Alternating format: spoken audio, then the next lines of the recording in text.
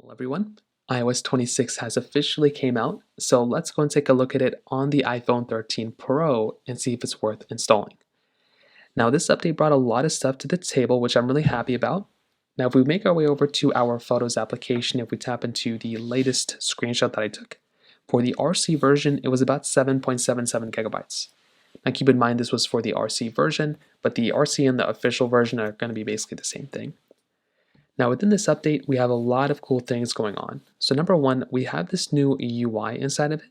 So if you kind of scroll around, you're going to start to see this like liquid glass kind of type of layout inside of our phone. So it is actually very nice. It's a cool little type of layout. You can see when you go into certain applications, you'll start to see like the glass type of stuff come up at the bottom. It'll be more see-through, which is really cool. And it makes the whole UI look a lot cooler and a lot nicer. So that is something really cool that Apple kind of gave us. I wasn't a fan of it before, but after the updates, they changed it up a lot and it looks significantly nicer now than it did before. Now, our camera application also got a pretty big update as well. So if we go inside of our camera app, you can see right here, there are some really big changes here as well. So now you can see the UI is different. You can still see all of your different options at the bottom, so you can still kind of go through and change up everything that you can at the bottom, which is still nice. And you can also go through and still zoom in and stuff. So it is still actually very nice overall, but definitely it is a much newer, different layout than it was before. On top of that, the camera, like the opening app animations are also very different now. So if you open up like a certain application, you can see it kind of just like tosses it onto the display just like this. So it doesn't actually go through and like, it looks so much smoother and nicer, especially on a phone like an iPhone 13 Pro. It genuinely makes my iPhone 13 Pro feel like it's like a completely brand new device. Like it feels like almost like an iPhone 17, even though I don't even have it, like an iPhone 16 or something like that, because of that animation and because of 120 hertz.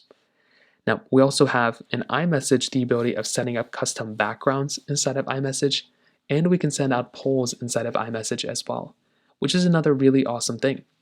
We can just kind of go through, kind of throw everything like that inside of our particular message app. And that's another really awesome thing we have the ability of kind of doing here too. CarPlay got some updates, Apple Music and Maps and all that stuff got updates too. We now have this new Apple Games application as well, which we can kind of go through and we can essentially kind of, see this Apple Games app.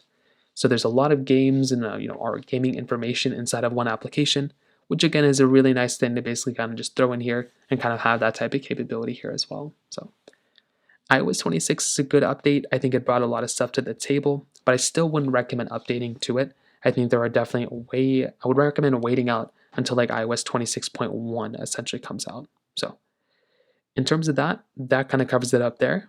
If you have any other thoughts or questions, please let me know in the comment section below. Hit the like button, that would mean so much, but definitely hit that subscribe button. More importantly than everything else, I love every single one of you guys. Hopefully I'll catch you guys in the next video. Peace out till then.